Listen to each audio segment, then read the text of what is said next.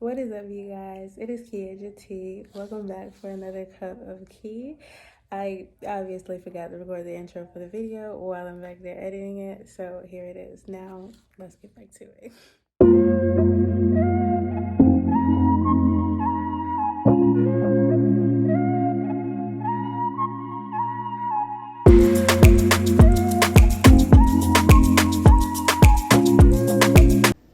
Alright, you guys, let's get into it.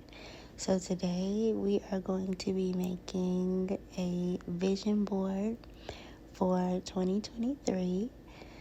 And so, yeah, of course, I like to make vision boards because they give me this sort of pathway for where I'm going throughout the year.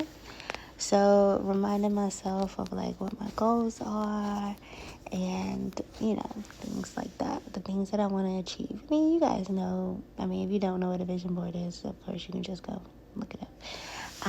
So yeah, let us get into it. I like to start off by writing down like on a piece of paper, like, okay, so y'all can see this video is coming to y'all real raw, real authentic, real I got my glass, I got my blanket, like, yeah. Okay, so I like to start by writing down the things that I want to achieve. I like to write them down on paper first, write down everything that what goals that I want to go into the new year to achieve. Now, of course, I like to start off by writing what it is that I want. As far as career-wise, I wrote down some spiritual goals, some long-term and short-term goals. I like to break those goals down into like full year, monthly, weekly, daily. This go round, I actually wrote down like an anti-vision. I got the idea from Dan Coe. I got the idea from one of his videos, which I will link in the description if you want to check it out. I started off by writing my anti-vision, and what that means is how he explained it was everything that you don't want. On the other side, I put down positive affirmations for what I am doing. And then, of course, I'm going to head over to Pinterest. And so from Pinterest, I'm going to be looking up like some vision board ideas. This is where I'm going to get all of my pictures that I'm going to put on my vision board. And so take a moment. I'm going to like skip it to the next part, but take a moment, take your time with this, get real detailed.